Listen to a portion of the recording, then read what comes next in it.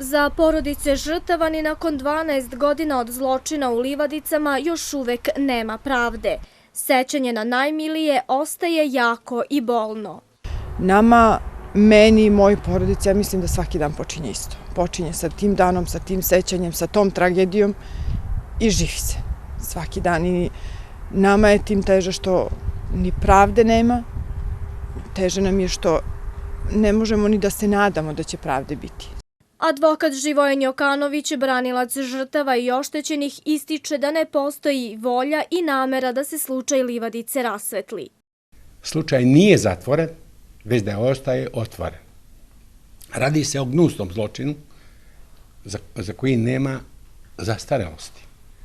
Ali siguran sam da nema volje da se to rasvetli.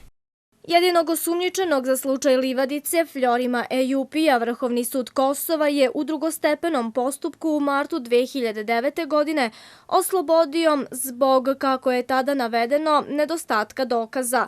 U Euleksu kažu da su spremni da obnove istragu ukoliko se pojave novi dokazi.